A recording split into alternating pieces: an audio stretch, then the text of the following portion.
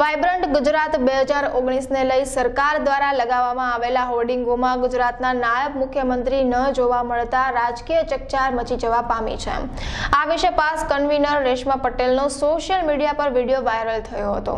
આ વિડીયોમાં રેશમા પટેલે સરકાર પર વેધક સવાલો ઉઠાવ્યા હતા તેમજ ગુજરાતમાં ભાજપ સંગઠન અને સત્તામાં કાર્યકરોને અન્યાય થઈ રહ્યા હોવાનો રેશમા પટેલે આક્ષેપ લગાવ્યો હતો। જય હિન્દ ગુજરાત। आज हूँ गांधीनगर में पसार थई रही थी ने रोड पर मैंने आ वाइब्रન્ટ गुजरातना पोस्टरो देखाना। ए पोस्टरों में जे बात मारा ध्याने आवी छे हूँ आप लोगों ने जणावा मांगू छूँ कि आ पोस्टरों में क्यांय पण डेप्यूटी सीएम नो फोटो नहीं। अपना गुजरात में सीएम छे, डेप्यूटी सीएम ना डेजिग्नेशनो छे, तो सवाल तो उठे ने कि आमा डेप्यूटी सीएम नो फोटो नहीं, डेप्यूटी सीएम नो फोटो नहीं। आ बात मारे એટલા માટે કેવી પડે છે કે જ્યારે પણ કહીએ છીએ કે કાર્યકર્તાઓ હેરાન થઈ રહ્યા છે, એક જ હતું શાસન ચાલી રહ્યું છે, એવા લોકોને જ બેસાડવામાં આવે છે કે જે માત્ર એક બે વ્યક્તિઓનું જ કહ્યું કરે। કારણ કે લોકોના કામ લઈને જઈએ છીએ ત્યારે કાર્યકર્તાઓનું કામ થતું નથી। આ વાસ્તવિકતા છે।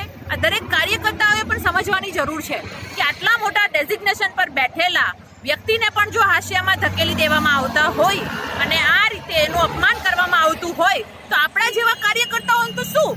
હું કાર્યકર્તાઓને ખાસ એક મેસેજ આપવા માંગુ છું કે ભારતીય જનતા પાર્ટીમાં આપણે લોકોની સેવા કરવા માટે છીએ।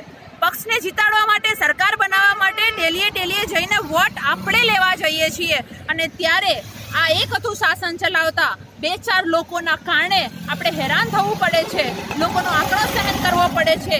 એટલા માટે દરેક કાર્યકર્તાએ અવાજ ઉઠાવવાની જરૂર છે।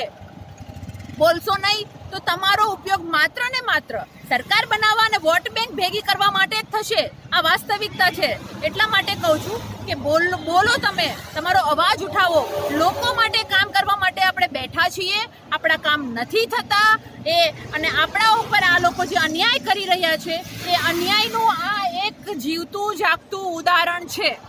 અન્યાયનું આ એક જીવતું જાગતું ઉદાહરણ છે।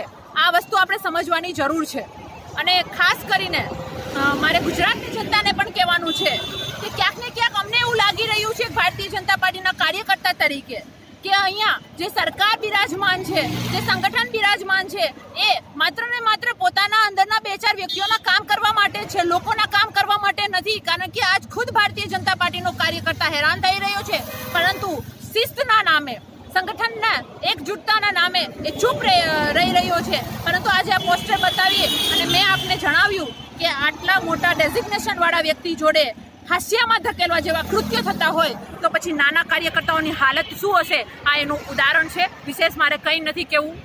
જય હિન્દ, જય ભારત, જય હિન્દ ગુજરાત।